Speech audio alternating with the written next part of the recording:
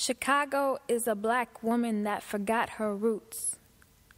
She too much prairie to be anything pretty, pressed perm into kinky pasture, chemical burn runs Mississippi deep, sore in her scalp, but sun breaks through her mouth and in her smile. There's always morning. She never sleeps.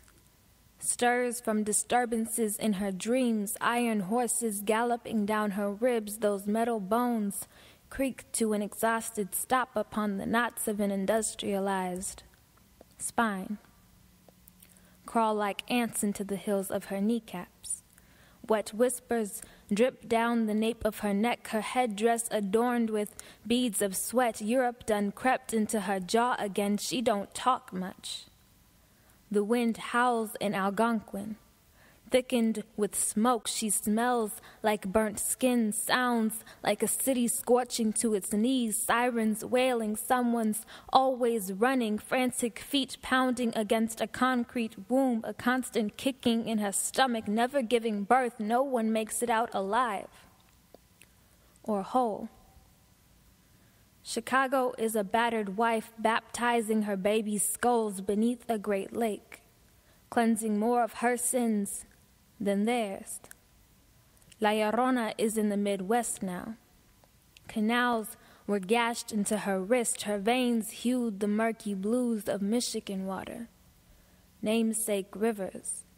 Pigeons perched on her collarbones peck at the withered sheet of skin stretched taut, wanting to see if she bleeds, like we do. Soothed wrinkles in a crumpled napkin, her hands calloused, quiet captors. She never asked to be spread that way. Shovels pierced into her hymen, broke barriers, built more of them. Transverse incisions trace her torso into separate territories. Separate towns can be located on the same street. Segregation is a thin line between Leavitt and Western. But sometimes she can almost feel the birch bark canoes curve along her river bend, taste the red oak acorn on the back of her throat.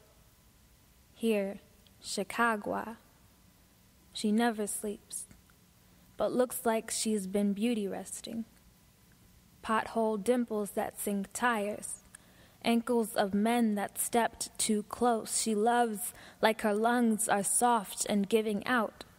A constant kicking in her stomach is all the pounding her heart wishes it could make. She loves like the green line racing from Cottage Grove beside sunrise and violet-orange clouds.